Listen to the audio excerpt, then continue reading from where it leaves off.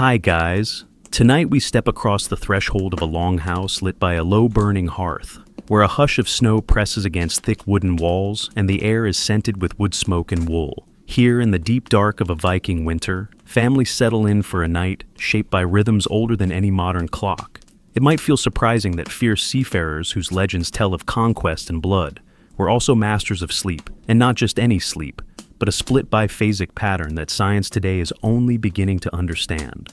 So, before you get comfortable, take a moment to like the video and subscribe, but only if you genuinely enjoy thoughtful journeys through history. And I'd love to hear where you're listening from and what time of night it is for you right now. Now dim the lights and let's ease into tonight's story together. As the sun withdrew its final orange spark, the Norse household would gather in the center of their dwelling.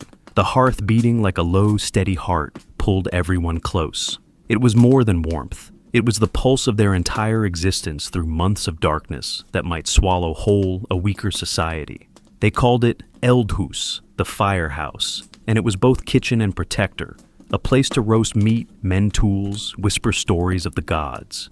In these walls, people prepared themselves for segmented sleep, a pattern rooted not only in practical needs, but also a cultural understanding of night and time.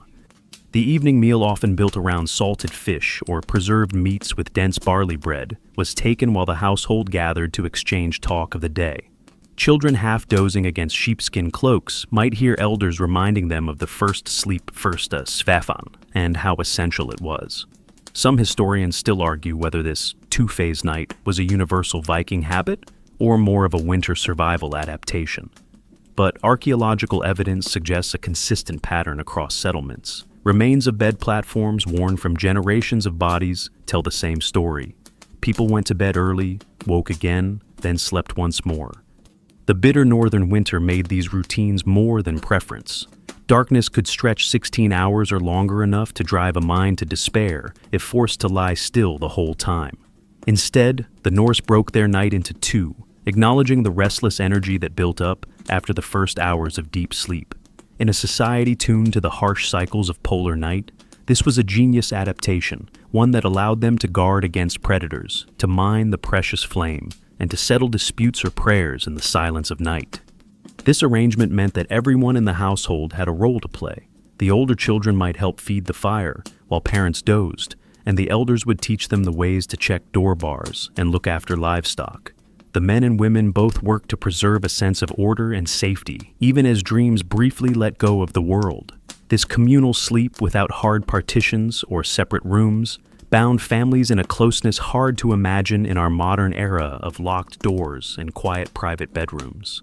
It was a trust-based choreography that helped them survive. Imagine stepping through the longhouse, the fire glows low, and people curl on wide wooden platforms lined with straw and animal furs. The warm breath of the household mingles a subtle fog in the freezing night. A mother shifts her baby to a fresh wool blanket. A grandfather draws a carved knife closer to his chest, and outside, the wind tears at the thatch roof. Yet inside, a strange peace descends. They know they will sleep for 4 or 5 hours, wake 10 to their needs, then slip back under the heavy fur for a second sleep. It was a rhythm as certain as the tides. The earliest Norse sagas do not talk explicitly of biphasic sleep in our modern scientific language, of course, but woven through their verses are hints. Heroes rising in the night to stoke the embers, women using the mid-sleep pause to spin wool warriors praying to Odin in the gloom. Even the architecture backs this up. Archaeological digs at places like Borg in Norway show hearths carefully laid to burn safely and slowly, maintaining a comforting glow all night. These details, once considered random, now speak to a refined pattern of rest, a pattern that let them endure the harshest winters in Europe. Some modern scholars debate whether these sleep traditions were really so different from those in, say, medieval France or early Saxon England, but the Viking lands were uniquely severe with months where the sun seemed to vanish. Here, a break between sleep segments was not just practical, it was a shield against hopelessness, a way to anchor themselves to time. As darkness threatened to stretch on, forever waking in the middle of the night gave purpose a checkpoint and even a fragile kind of hope. Tonight we will follow their footsteps through a winter so deep it feels almost timeless, and see how these people made sense of it with a fire at their center.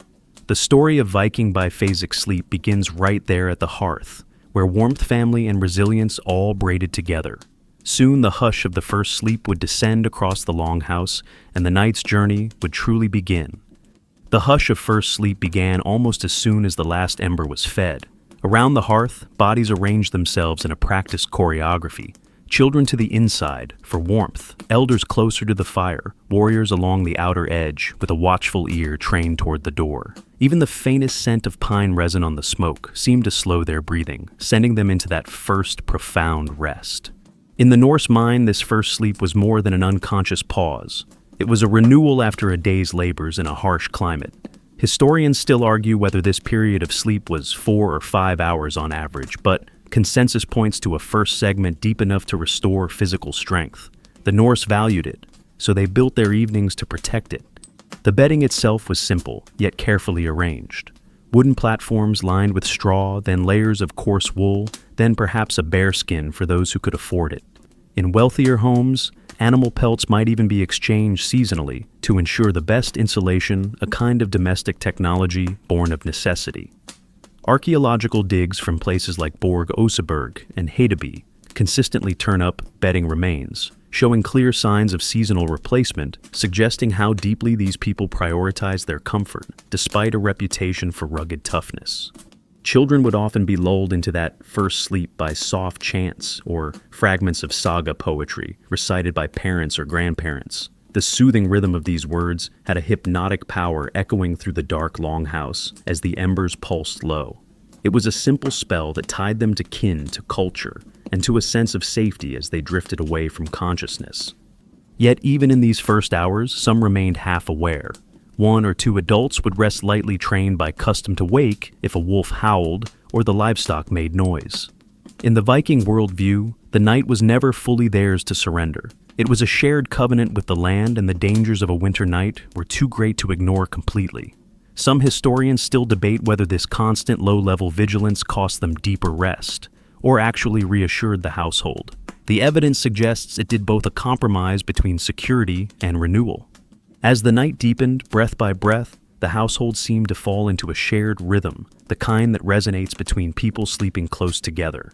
Modern research has only begun to confirm what Viking families likely knew instinctively, that sharing a sleep space can synchronize heart rates, breathing patterns, and even help maintain core body temperature. In a world without central heating, the communal warmth of a dozen souls packed onto the same platform could be the difference between life and death. First sleep also had a spiritual dimension. Many Viking households believed that the first hours of rest were protected by friendly spirits, while the waking period between sleep cycles was the time when more dangerous forces might creep in. The landvetir, Weinspor, land spirits were said to guard good sleepers, provided the proper rituals and respect had been maintained in daylight. A carved amulet, perhaps shaped like Thor's hammer, or a serpent, might hang on a bedpost as insurance. The longhouse itself played its role in shaping that first sleep. Its timber walls, sealed with peat or clay, muffled the roar of winter gales outside. Smoke holes could be stopped up with leather flaps to hold in warmth. And while the darkness was almost total, the glow of a banked hearth hidden under a weighted lid of ashes stayed alive all night. Archaeological studies of hearths show that Viking families had advanced skills in managing a slow burn that preserved embers for hours. The faint glow was a guardian in the dark, marking time and reassuring any half-waking soul that the fire still lived. As the night passed, the natural cycles of the body did their work. People today might see a single block of 8 hours as the gold standard, but in the Viking longhouse that was nearly impossible. After 4 or 5 hours, a restlessness came. The first sleep would ease away, as household members slowly roused, not jolted, but gently, as though called by some ancient clock inside their bones. This was the midnight moment when stories picked up again, small tasks resumed, and the household checked its boundaries. In these first precious hours of sleep, the Norse found a perfect balance of physical recovery, warmth, and spiritual safety. While modern culture chases a solid, unbroken night of rest, the Viking approach reveals something more adaptive, a sleep schedule tuned to nature's harshest demands, yet still deeply human. As dawn lay many hours away, they would soon rise quietly, one by one. The next phase of the night was about to begin, a waking intermission that, far from disturbing their rest, gave them strength. When the hush of first sleep gave way, there was no sense of panic or confusion, only a gradual return to waking. Within the Viking longhouse stirring at this hour was a known and accepted rhythm. The flicker of low embers and the muffled sound of breathing rose and fell like an ancient tide. Around the hearth, people moved with a kind of slow certainty, their minds neither fully asleep nor completely alert, yet attuned to the familiar rituals of the in-between. This moment, the midnight waking, was far from random. In modern terms, it aligned perfectly with what sleep researchers now call biphasic sleep, a naturally segmented rest in two parts. Some historians still argue whether this pattern was a universal practice among all Scandinavian communities, or more strongly tied to the extreme latitudes of the far north. Yet the pattern repeats again and again, in evidence the fire tended quiet conversations. Rekindled children shifted and resettled, and outside the ice continued its silent siege. This interlude was not considered insomnia or a disorder. Quite the opposite, it was a chance to reconnect. Husbands and wives might whisper, parents could check on children, and elders might share a prayer or short tale. These night vigils were woven into Viking identity, a shared recognition that darkness was not only an enemy, but also a time for renewal and reflection.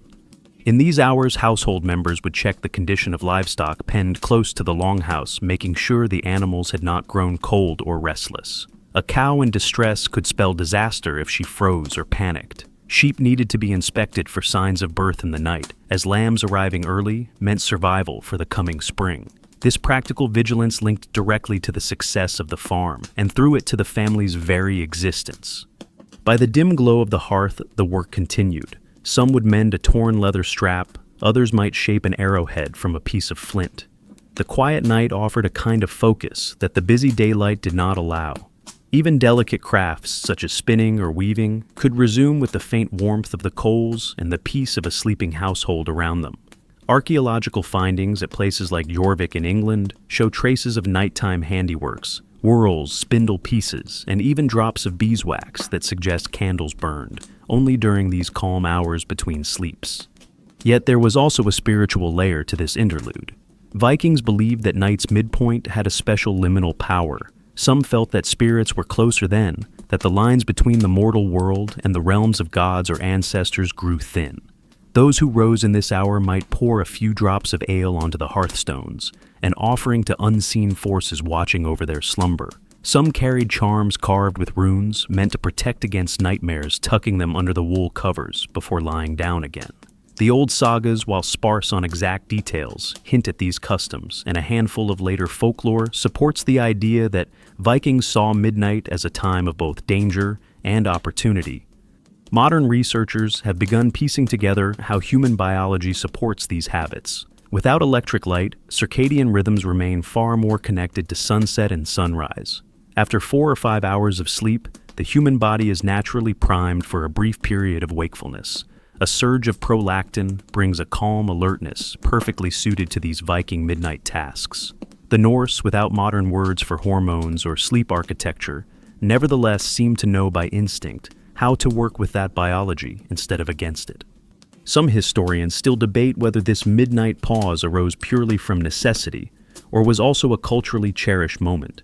Given the care with which these families prepared their homes, layering bedding positioning, the hearth even designing the longhouse to keep watch over animals, it seems unlikely this was accidental. The intermission between sleeps was a pillar of their winter survival strategy, a mental break and a moment of community. The gentle waking of the household had its choreography too. A mother might shift to feed an infant, a son might rise to check the livestock, the patriarch might stir the embers with a practiced stick, sending up a thin curl of red light. All of these movements felt seamless, rehearsed over centuries of dark Scandinavian winters. This was a culture that refused to see the night as a simple block of unconsciousness. Instead, they treated it as a layered journey, a time for rest, then wakefulness, then rest again. As the household moved through this first waking, the embers brightened the quiet, talk warmed their minds, and a deep sense of being together in the darkness tied them more strongly than daylight ever could. Soon they would settle down once more, ready for what they called Annen Sveffen, the second sleep. But before that return to dreams, they would secure the animals, bank the fire, and perhaps even laugh softly with each other, knowing that these hours belonged only to them. Between the first and second sleep, the longhouse became a place of quiet industry. The hearth, now glowing a steady red under its bed of ash, cast a muted warmth across the wooden beams. Within that soft light, figures moved carefully, each task woven into a choreography honed by centuries of repetition. The Norse did not fear this time, they embraced it. Fireside activity during the midnight watch was as much about strengthening community bonds as about practicality. Families would often tell short stories or repeat familiar verses using the mid-wake time to pass on knowledge. A father might recount an ancestor's bravery. A mother might speak of the gods, and children, half drowsy, absorbed these tales as naturally as breathing. Some historians still argue whether these storytelling sessions served only entertainment or had a deeper role in maintaining cultural identity. From what the sagas hint, they did both. Around the hearth tools came out. Women sat with wool bundles twisting fibers into yarn, while older children practiced braiding ropes for use in fishing or boat rigging. Fragments of combs, spindle whorls, and loom weights recovered from Viking archaeological sites suggest this was no idle pastime. These objects, worn smooth by countless handlings, speak of entire families tending to their crafts by the red glow of winter's night. There was safety in this activity too. Staying gently awake to guard the longhouse was necessary in regions where bandits or roaming wolves might challenge the security of a settlement. It was a cold world outside, and predators, four-legged or two-legged, understood that night brought vulnerability. The Vikings responded with a calm determination to divide their sleep and stand vigil, rather than lie in an unbroken, dangerous slumber. And then there was the matter of the hearth itself. Keeping it alive through winter was a feat of skill and discipline. The hearth needed to be fed with carefully chosen peat-dried wood, or even animal dung banked just so under a crust of ash. Too much oxygen and the fire would flare, wasting precious fuel. Too little and it would die. Many families trained a particular member, sometimes an elder, sometimes a child considered especially careful to be the night's eldvordur, or firekeeper. This humble role carried great importance, for the hearth was life. The sensory world of this moment was vivid, the acrid scent of singed peat, the faint sweetness of mead in a cup, the scratch of wool across calloused hands. Flickering light made shadows dance upon the carved pillars of the house, where simple decorations told stories of gods and heroes. In the half-wake state of midnight, those carvings could seem to come alive, reminding all who watched that the gods too were present in the darkness. Religious rituals often found a place in these hours. A small bowl of ale might be left for the ancestors, or a whispered prayer sent to Thor for strength, to Freya for fertility, or to Frigg for family protection. Archaeological evidence from burial sites shows personal amulets, sometimes inscribed with runes, placed close to bedding, suggesting these nighttime offerings and invocations were not purely symbolic, but deeply believed. Some historians still debate whether such rituals were standardized or varied, household by household, but their echoes appear throughout Viking poetry and in the remnants left behind. These customs were not just about fear, they were also about meaning. The Vikings built their world around cooperation and continuity, and the midnight waking preserved that harmony. If disputes had flared during the day, the hush of night offered a chance to smooth them over. If a child had been disrespectful, the pause between sleeps was a time for quiet teaching rather than harsh punishment. This was a culture that saw darkness as a time to reweave its social bonds, not merely to cower from the cold. Of course, there was humor too. In the dim glow, a young brother might tease his sister, or an old uncle might make a bawdy joke that had the women rolling their eyes. Even in these hard lives, laughter found a way to slip between the hours of vigilance. Some sagas mention that these nighttime moments carried a lightness missing from the busy, sometimes violent daytime. If you listen closely through the centuries, you might still hear the hush of those interludes. The click of bone needles sewing a tear, the gentle rocking of a cradle, the low voice of a father telling a boy about how to steer a ship by the stars. The midnight waking was a gift of time, a time that our modern schedules have almost entirely lost. As the final tasks wound down, the family would prepare to sink back into the warmth of furs and straw, leaving the embers to guard them once more. Second sleep. Annen Svefen waited beyond, promising not only the final rest of the night, but also the dreams that could carry them toward the next day. When the household had completed its quiet rituals, the night gently invited them back to sleep. This Annen Svefen, or second sleep, was not viewed as an afterthought but as the other half of a deliberate cycle. Where the first sleep brought physical recovery, the second allowed for deeper mental and spiritual replenishment. Some historians still argue whether Vikings considered second sleep more valuable, but the consistency of their practices suggests it was just as essential as the first. The embers banked carefully with layers of ash still radiated a dull, dependable glow, guiding the family back to their bedding. It was a comforting sign the hearth was alive so they could safely surrender once again. In the quiet lull after midnight, tasks their bodies knew the path. Even modern sleep researchers observe that after a wakeful period, the human mind and body are especially ready to slide into a second sleep that is dream-rich and often deeper than the first. The second sleep often began with a sense of emotional peace. Disputes might have been resolved in whispers earlier. The animals had been checked, tools mended, and prayers offered. In these conditions, dreams came more freely, and the sagas hint that people sometimes interpreted second sleep dreams as more trustworthy or prophetic. Perhaps this belief emerged because their minds were calmed by the midnight wake, free from the day's burdens. Within the longhouse, the hush fell again. People shifted under their furs, adjusting the bedding, so that smaller children were tucked between larger bodies for warmth. Elders might murmur one last blessing, a word to ward off nightmares. The thick wooden walls stood like a fortress against the endless winter dark, while a faint animal breath came from the corner where goats or sheep sheltered.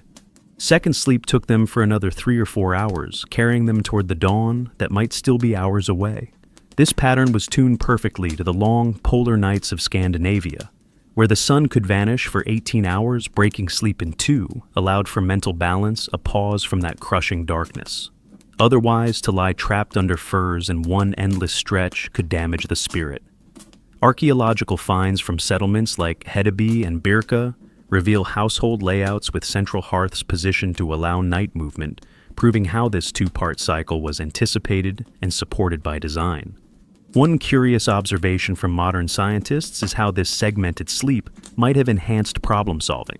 Studies suggest that after a brief period of wakefulness, the brain is often primed for more creative associative thinking during the next sleep phase. So, when Vikings dreamed in their second sleep, perhaps they woke with insights on sailing, hunting, or crafting solutions, born not only of experience but of a rest pattern that nurtured their imagination. It is also worth noting the role of dream interpretation in this culture. Norse poems and Eddic verses speak of dreams as messages sometimes from the gods themselves, sometimes from one's ancestors. Waking briefly between sleeps created a perfect moment to recall, retell, and analyze these night visions. A mother might murmur to her children about the dream she had before returning to rest, planting seeds of caution or hope. Some historians still debate whether this dream sharing was a family ritual or more of an informal habit, but its presence in sagas shows it had meaning. Physically, second sleep brought a powerful calm. With the animals secured, the fire breathing gently, and loved ones all closed, the family could finally let their guards down. Their breathing would synchronize again, creating a sense of collective safety. Something modern science confirms is deeply soothing to the nervous system. In our world of separate bedrooms and personal alarms, that sense of shared protection has all but vanished. But the Vikings relied on it for generations. The chill outside, no matter how bitter, could not pierce the circle of warmth formed by the household's second sleep. Snow might drift high against the walls, winds howl through the settlement, but inside, calm reigned. The layered dreams, the quiet hearts, and the certainty that the night would pass.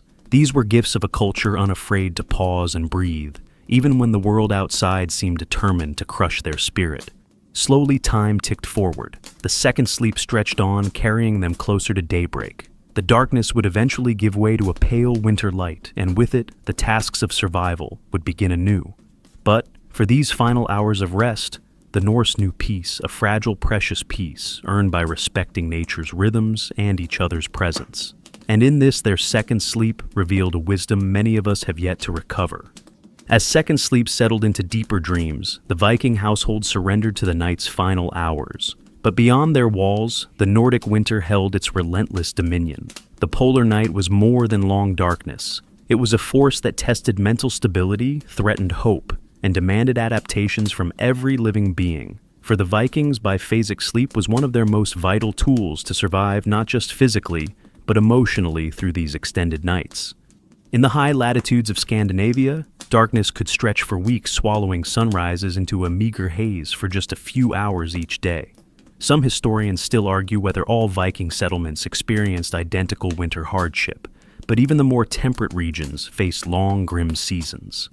The polar night weighed on the mind, sometimes causing what modern researchers call seasonal affective distress, a gnawing sadness or irritability brought by endless dark. The Viking answer to this: split the night. Give the mind and anchor a gentle checkpoint. First sleep allowed the body to recover. The waking pause gave purpose a moment to act, to talk, to verify the world still made sense. Then second sleep brought mental quiet, carrying the household toward dawn. This rhythm of pause and reset functioned like a lifeline through the psychological burden of a sunless landscape. It is no coincidence, perhaps, that the Viking worldview placed such emphasis on fate, on cycles of life and death, light and darkness. They saw their world as a turning wheel where every extreme had its counterbalance. Biphasic sleep mirrored this philosophy perfectly. You slept, you woke, you slept again, the same pattern that reflected the way night gives way to day, how winters inevitably yielded to green springs. There was also a practical matter of resource management. Keeping the hearth burning all night took precious fuel, so tending it twice helped stretch supplies. Waking midway meant they could feed the fire at its weakest point, preventing a cold death. Archaeological excavations of hearth sites, including at settlements like Lens, Meadows, and Borg, show sophisticated ash control layers and vent stones arranged to support these long measured burns. It was an engineering feat of everyday life orchestrated by people who could not afford to fail. Beyond mere survival, biphasic sleep helped Vikings maintain a sense of control. When you live in an environment where storms can last weeks and darkness is nearly total predictability, becomes a stabilizer. The knowledge that a household would wake around midnight, check on the livestock, talk, and see that the world remained whole was a precious safeguard against despair. Modern psychologists might call this a resilience ritual, and it worked.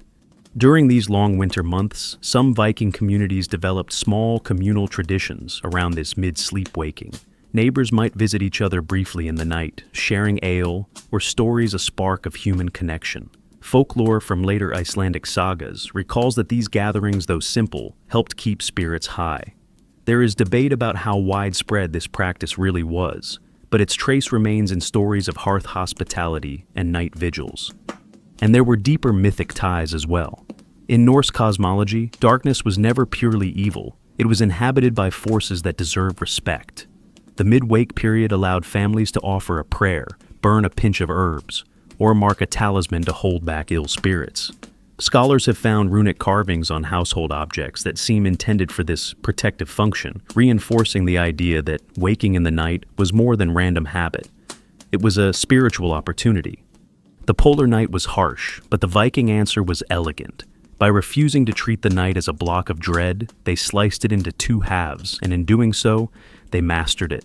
Within that pattern, they preserved sanity, community, and even joy, finding laughter at the fire, singing quiet songs, and telling children they would all wake again to see another dawn.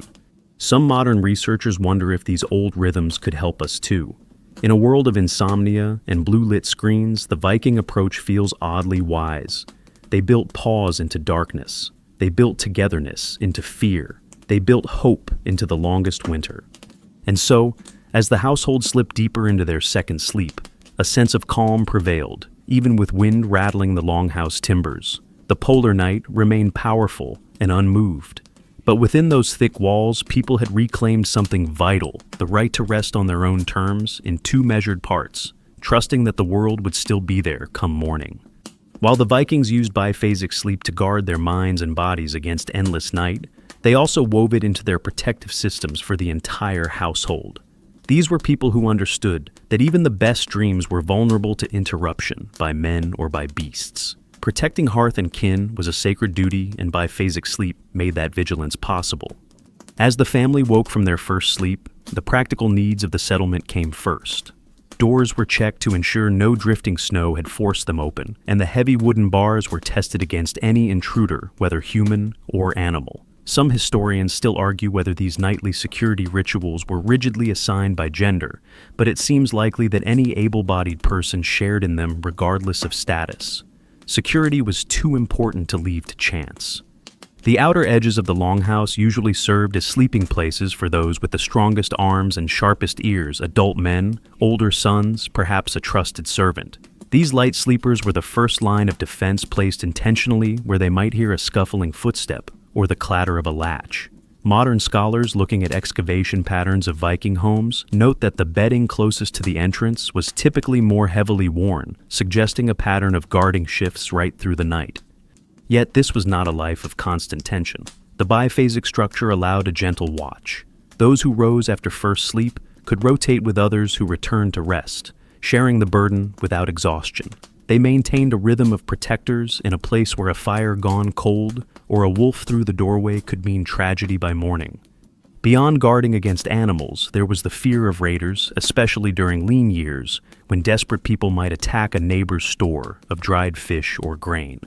During these dangerous months, the shared wakefulness between sleeps created a kind of social alarm system. If one family heard trouble, they could send a runner or sound a horn, or even bang on a shield to alert neighboring households. Some sagas mention these alarm signals echoing through frozen valleys carried on the still air, joining settlement to settlement in a web of nighttime solidarity. Of course, the architecture of the longhouse itself supported this. Narrow entryways, heavy beams, and small windows all added to security. There was no easy way for an intruder to slip inside undetected.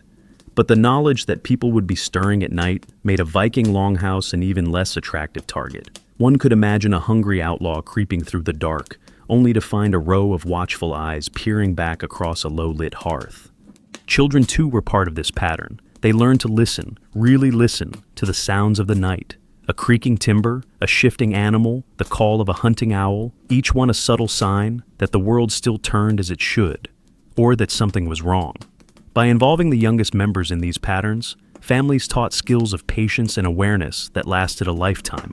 Modern researchers studying traditional sleep communities have found that such shared night duties help children build confidence and a sense of belonging. It was also in these hours that some Viking families taught practical defense skills. A father might pass a son a small dagger to practice its grip, explaining how to keep it close without slicing a blanket or startling a neighbor. A mother might teach her daughter how to recognize the signals of a distressed sheep or cow, information, just as critical to the survival of the farmstead as any blade.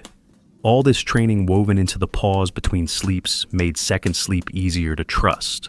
Once the checks were finished, fires adjusted, animals soothed, and weapons tested, the household could settle again. The night had been measured and found safe. That calm would flow through their second rest like a protective charm, preserving precious hours of deep dream without fear. Some historians still debate whether this culture of night watch was born from true external threats, or if it was an inherited anxiety from generations of hard living. But either way, biphasic sleep supported the practice, brilliantly breaking up the night, so no moment was fully unguarded. Through this blend of security and trust, Viking families kept the darkness at bay, not only with fire and walls, but with people, their people. And so, within the shared rhythms of waking and sleeping, the household became stronger than the sum of its parts, carrying its courage together through the longest, coldest hours of the year. Among the many who practiced this balanced night watch, one figure stands out from the tapestry of history and story: the shipbuilder. Picture him, rugged hands rough with pitch, his beard thick against the winter cold, sitting by the hearth in the silent hours between first and second sleep. Let us call him Eirik. In the hush of night, Eirik's world narrowed to the circle of firelight, his mind turning over ideas for the next seaworthy prow. His family slept nearby, wrapped in layered wool and furs, their breathing steady. The embers sighed softly, sending a lazy spiral of sparks upward as Eirik checked his tools. Even the most formidable ships of the north needed constant care, and the waking hour between sleeps was perfect for inspecting his carving knives, smoothing a splinter from an oar, or sharpening an axe. Some historians still argue whether craftsmen like him intentionally used these hours for work, or simply made use of wakefulness as a necessity. But evidence from shipbuilding settlements supports the idea that night tasks were woven into their trade. Outside, the wind scoured the walls, rattling the wooden planks. Eric listened not just to the wind, but to every creak of timber, every scuff from where goats shifted in their pen. He was a shipwright, yes, but also a father and husband. The security of his house mattered as much as the strength of his ships. During this pause between sleeps, he could do both, protect his loved ones, and quietly plan his next masterpiece.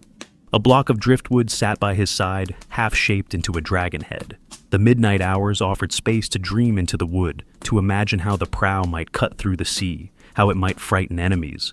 That sense of calm, free from the chatter of children or the demands of a crowded day, gave him freedom to think. Modern scholars studying creativity even suggest that these moments of calm wakefulness halfway through the night might have sparked innovation more easily than daylight ever could. The shipbuilder's household was like many across Scandinavia, a wide sleeping platform the children pressed to the warm side, grandparents nearer the hearth, the hunting dogs curled up wherever they pleased. No locked doors, no separate bedrooms, only the flicker of the fire and the quiet strength of trust. Archaeological digs at coastal Viking towns have uncovered these communal sleeping areas marked with layers of straw and animal skins, hinting at how entire clans shared the same breaths of winter air. Eirik's wife Astrid sometimes woke too. She might check the wool she had set to dry earlier, or warm a cup of leftover broth for a shivering child. In these moments, husband and wife could exchange a quiet word. There was no place for big disputes in the hush of second sleep's threshold, only soft questions about the livestock, about a dream, about how much pitch was left for the hull repairs. The night's silence was not empty for Erik. It was alive with subtle sounds, the low snuffle of sleeping dogs, the quiet shifting of children, the wind testing the turf roof. These night sounds reassured him. They meant everything was in place, the longhouse secure the world as it should be. It was a comfort modern people rarely know, where night is so often filled with electric hum and isolated silence behind bedroom walls. Sometimes after tending to the embers, Erik would pick up his carving knife and shave tiny curls of wood from the dragon head. His hands knew the grain how it curved, where to coax out a snarl or a tooth. These carvings found centuries later in ship graves and hoards show not just the raw power of Viking craftsmanship, but the gentleness too. Their art was born of patience and of time stolen from the night. Some historians still debate whether Viking shipbuilders worked alone or as teams through these hours, but the evidence leans toward family cooperation. Sons might hold a lamp, daughters twist more pitch fiber for sealing seams, while fathers like Erik shaped visions that would sail to distant shores. The night belonged to them, and they claimed it with steady hands. As second sleep drew nearer, Erik banked the fire, once more placed a final check on the door bar, and lay down beside Astrid. His mind full of the curve of hulls and the soft breathing of his children drifted into dreams. He trusted the hours would pass safely. The night had been measured and mastered once again, his small household guarded against the harsh dark and tomorrow's tasks already seated in his mind. In this rhythm, the Vikings found their balance, blending work rest and watchfulness into a single winter song that let them thrive where so many others might have surrendered to despair. When dawn finally crept across the northern sky, it arrived reluctantly, a pale smudge of light fighting the endless night. For the Vikings, this fragile dawn was never taken for granted. As the second sleep dissolved, the household stirred once more, not in panic or rush, but with a steady purpose born of routine. The transition from second sleep to waking day was eased by the warmth of the hearth. Its embers, preserved through a long night of careful tending, were coaxed back to flame. The fire's rebirth signaled life, a small miracle repeated every morning of the long winter. The first to rise, often the elders or the lightest sleepers, would check the coals, stir them, and feed them with fresh wood or peat. This act was more than habit. It was a ritual of resilience, a daily vow not to be defeated by cold or darkness. Children blinked awake, confused for a moment by the gloom, then settled quickly into their morning tasks. Boys might fetch buckets of snow to melt for water, while girls fed the goats or helped patch a broken roof thatch. In a communal sleep arrangement, no one stayed idle for long. Archaeological remains at sites like Hedeby and York show how Viking homes were built for rapid shared activity: storage bins near beds, cooking pots close to the hearth, and tools within easy reach. That seamless flow between sleeping and working made survival possible. Some historians still argue whether biphasic sleep made mornings more efficient or simply more bearable, but either way, the evidence shows that Viking households woke prepared. They moved through the gray morning like ships emerging from mist, calm and decisive. There was another reason for this peaceful, even reverent morning rhythm. Second sleep left the mind soft and impressionable. In this state, dreams lingered. Norse culture placed weight on these dreams, viewing them as gifts or warnings from the gods. A fisherman might remember a strange whale surfacing in his dream and take it as a sign of a coming storm. A young woman might dream of a healthy lamb, seeing hope for spring. These fragile images would be shared quietly while the family warmed their hands at the renewed fire. Modern sleep scientists have found that this period after a second segment of sleep can heighten memory and insight, aligning well with how the Vikings seem to treat their dreams as portents. Some sagas even record heroes who refused to act until their second sleep dreams had been properly interpreted. It was a culture that respected the night's gifts even when harsh conditions seemed to make dreams a luxury. In the slow dawn, food was a comfort. Flatbreads hardened by winter's chill might be softened with a bit of broth. Leftover fish salted and dried was warmed near the fire. Honey precious and carefully rationed could sweeten the morning in rare moments of abundance. The smells of grain and smoke and a hint of mead told each person that however thin their resources, they would begin another day together. This was not a feast, but it was enough, and that mattered more than modern abundance often does. Every bite was connected to the night before, to the fire that stayed alive, to the animals that survived, to the household that had woken intact. There was a quiet, almost holy gratitude folded into these modest meals. Even in these peaceful transitions, security remained a priority. A man would step outside to check the path, to the well scanning for wolf tracks or drifting snow. A woman might listen for neighboring houses, ensuring no alarm horns sounded. Their world was still dangerous no matter how calm the morning seemed. Some historians still debate whether these checks were driven more by fear or by a pragmatic knowledge of risk, but they became so deeply woven into culture that it hardly mattered. The second sleep then had given the household more than rest. It had gifted them the clarity to face dawn without panic. In that fragile morning light, they moved with confidence born of ritual. The biphasic pattern had completed its purpose: safeguard. The family prepare. The mind preserve the spirit. So day after day through the coldest, darkest months, Viking households repeated this cycle. They met the night halfway rather than trying to battle it in a single stretch. And by honoring the pattern of two sleeps, they found a way to keep hope alive, even in a world where the sun itself seemed in retreat. The cycles of biphasic sleeps were not confined to the family farms and longhouses alone. Out on the sea, Viking sailors brought these patterns with them, adapting them to the strange and often merciless rhythms of the waves. It was a remarkable transfer of culture, showing how deeply biphasic sleep had rooted itself in their worldview. Picture a dragon-headed longship rolling over dark, icy swells. The night sky above, cloud-streaked and brooding, left only the faintest glimmer of stars to guide the crew. In those conditions, holding a single unbroken sleep would have been madness. Instead, the sailors divided their rest in shifts, preserving the same balance of waking and sleeping that they had learned since childhood.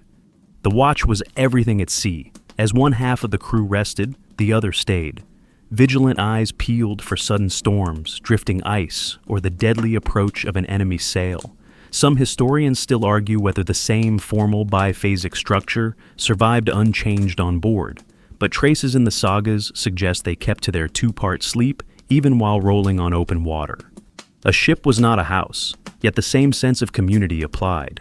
Men lay shoulder to shoulder, wrapped in cloaks against the damp, with only their shields to block the biting wind.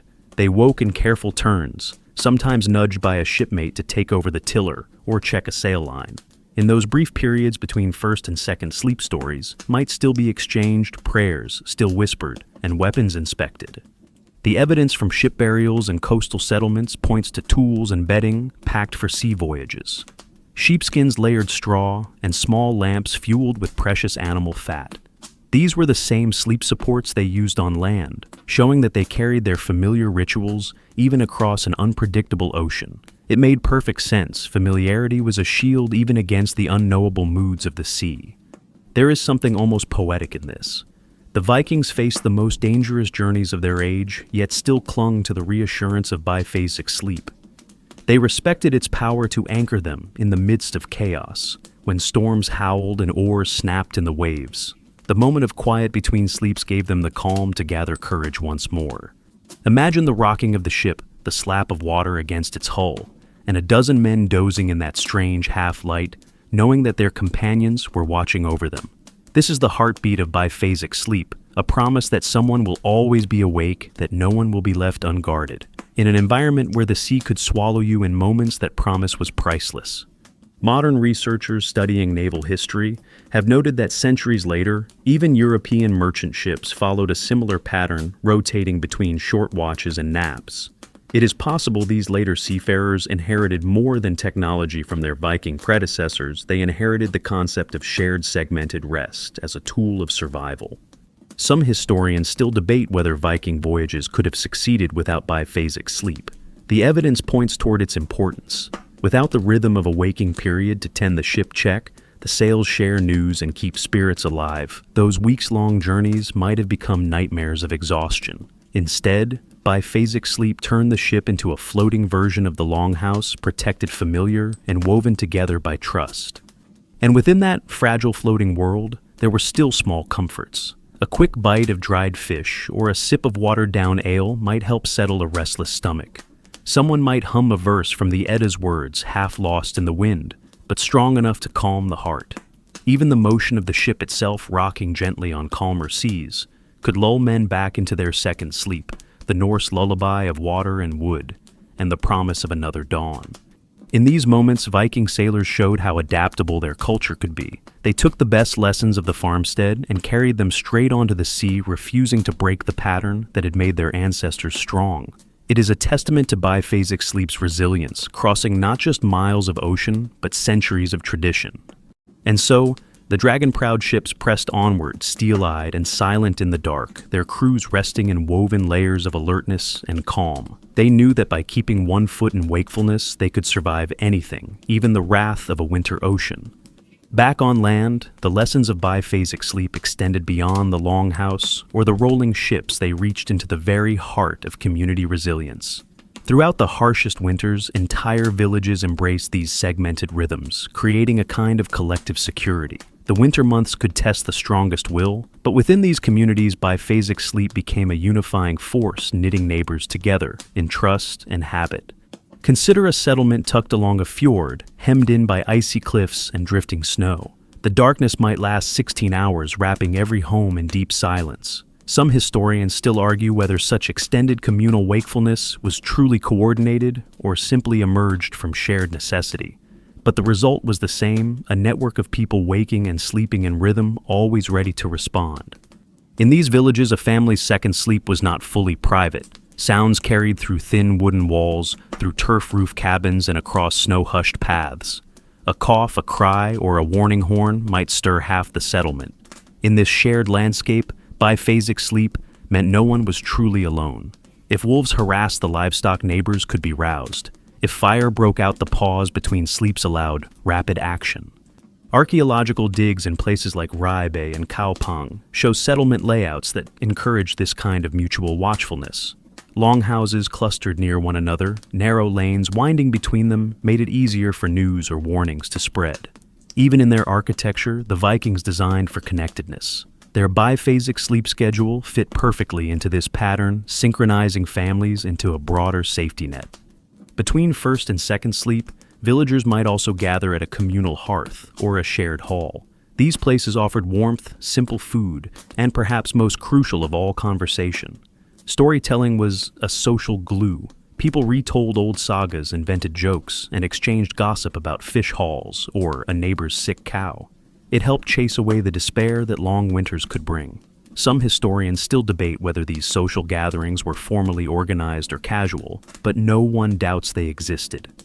There were ritual aspects as well. A communal blessing might be recited, asking the gods for strength, or elders might lead a quiet chant to calm frightened children.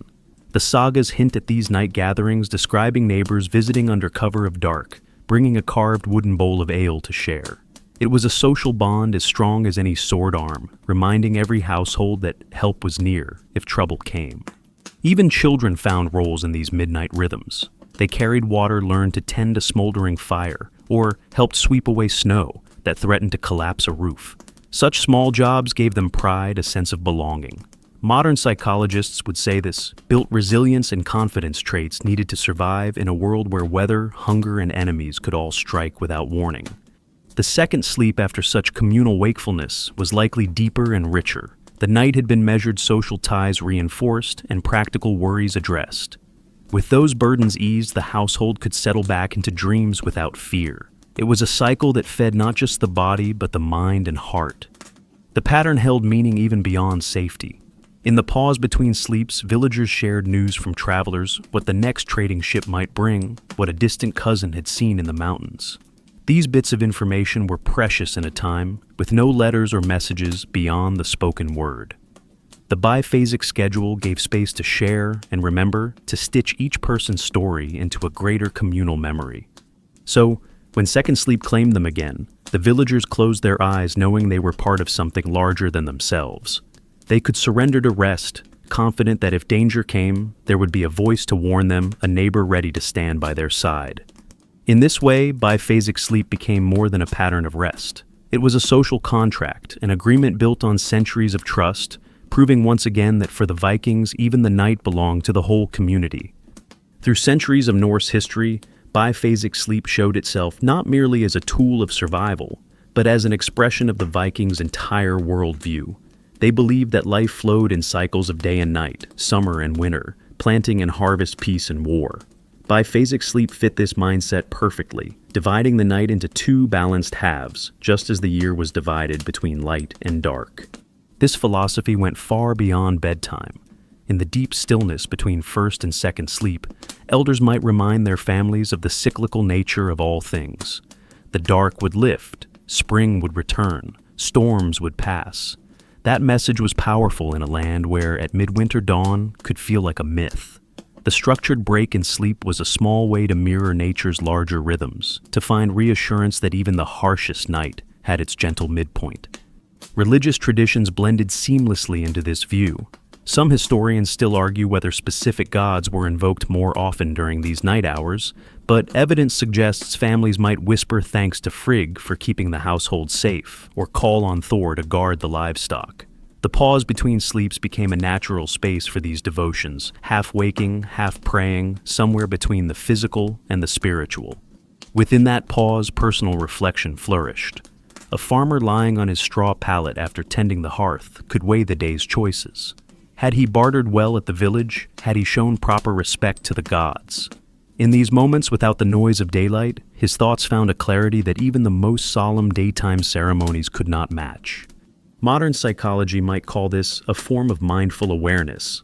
There is even research today suggesting that waking briefly in the night can help people process stress and reset anxious minds. The Vikings, of course, would never have used such language, but they seem to have grasped the same truth. Stepping out of sleep, checking the world, giving thanks, or sharing worries, then returning to bed, it was a ritual of mental hygiene as much as of physical survival. And so, the hearth with its banked coals glowing red became a spiritual focus. Archaeological digs at Viking farmsteads have recovered tiny carved amulets left in ashes or buried near the hearthstone. These offerings, a bit of iron, a scrap of bone, a carved rune, suggest the fire was more than warmth.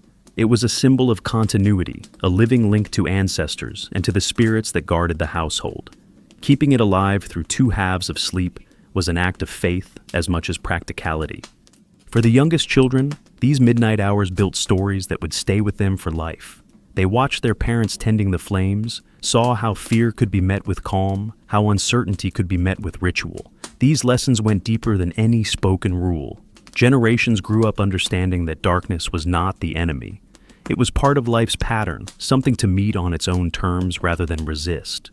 As the second sleep approached, a quiet peace descended. The gods had been honored, the household accounted for, and the embers were banked. It was time to slip away again, into dreams. Perhaps the gods themselves might send a sign, a dream of a good harvest, or a warning of an unexpected storm. Viking sagas record these dreams with a curious respect. as if they were messages meant only for those who dared to pause in the night and truly listen. Some historians still debate whether the Vikings saw these dream visions as commands or simply as suggestions from the other world. But no one doubts their power. In a world where reading the land, the sea, and even the shifting light could mean life or death, dreams were one more form of knowledge to be honored. By shaping their nights around biphasic sleep, the Vikings created space to receive that knowledge. Their world was not rushed. It was punctuated with reflection and ritual, a discipline as steady as any sword or plow. And in that quiet gap between sleeps, they protected their minds as carefully as they guarded their doors. As winter turned toward the pale promise of spring, the biphasic sleep rhythm continued to guide Viking households through each night. Yet its impact was not only seasonal, it was woven into the entire social fabric of Norse life, shaping everything from household politics to village leadership. When people gathered in the longhouse during the waking pause between sleeps, it was more than just a time to stoke the fire or check the goats. These hours created an informal council, a chance for quiet decision-making, while the world was still hushed. Family members discussed what repairs were needed after a storm, or who should travel to the next market. Neighbors might step through the doorway to trade news or settle disputes. Some historians still argue whether these mid-sleep gatherings amounted to true governance, but the evidence suggests that many small-scale decisions happened during these calm night intervals. It made sense tempers were cooler, distractions fewer, and the household's leaders could think clearly after the first rest. Archaeological records from sites such as Borg and Hedeby show communal benches near hearths that appear to have been arranged for conversation as much as warmth. In those same hours, bonds of loyalty were reaffirmed. A chieftain returning from a raid might share gifts or recount tales by firelight, re-establishing his honor before his people. Elders told stories that traced family lines, reminding the young of their place in a chain stretching back to myth. This was not simply chatter. It was a transfer of values and knowledge, one that the children soaked up as easily as the warmth from the hearth. Meanwhile, the younger ones played at the edges of the sleeping platform, practicing with toy swords or helping to twist wool into yarn. They learned that leadership was not only about power, but about showing up in the quiet hours when no one demanded your presence, but everyone counted on it just the same. The second sleep that followed these night councils carried more than personal rest. It held the comfort of a world set in order, a household that had agreed on its next steps. In this way, biphasic sleep was a stabilizer for Viking society, a framework that allowed families to manage change without falling into chaos. Even the spiritual leaders of the community, wise women and seers known as vulvas, sometimes chose the pause between sleeps for their rituals. The night offered a veil of quiet, free from distractions, where a prophecy could be spoken without interruption. Some sagas describe the vulva asking questions of the gathered family, while the coals burned low, searching for omens among the flickering shadows. Modern psychologists might compare this to group therapy, a way to air hidden fears and dreams, then return to sleep unburdened. The Vikings could not have explained it in modern terms, but they saw how the simple rhythm of two sleeps provided time and space to reset not only the body but also the social heart of the community. As spring approached, days lengthened and the second sleep grew shorter, yet the pattern still held. Even if only a brief moment of wakefulness remained, the instinct to pause, check, and share did not vanish. Some historians debate whether this carried over to summer months or slowly faded, but saga evidence hints that even in brighter times, many families kept the pattern alive.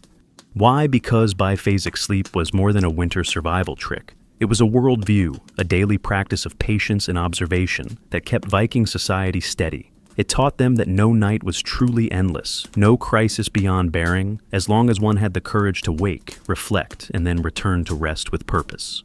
In a world where darkness could devour hope and cold could kill the careless, that lesson may have been the greatest shield of all. Even as Viking culture spread far beyond its Scandinavian roots, carried by sails to Ireland, England, and the distant rivers of Russ's biphasic sleep traveled with them. It became a quiet companion to their conquests, and trade adapting itself to foreign lands and climates. Wherever they landed, the same two-phase pattern appeared, suggesting how deeply this sleep culture was woven into their identity. In settlements abroad such as Dublin or York, the Vikings faced new threats and new opportunities. Their longhouses were rebuilt on alien soil, their fires lit from strange local wood. Yet the rhythm of first sleep-waking pause and second sleep persisted. Some historians still argue whether these patterns were imposed by habit or shaped by local necessity, but saga accounts and archaeological traces point to remarkable continuity. In the Dublin excavations, for example, bedding remains show similar layers of straw and wool as in Norway, while hearths display the same carefully banked ashes designed to support 2 sleep intervals. Even in bustling trade centers where merchants and warriors jostled through narrow streets, the Viking settlers preserved their segmented nights. It was their answer to chaos a rhythm that protected their health, their minds, and their culture.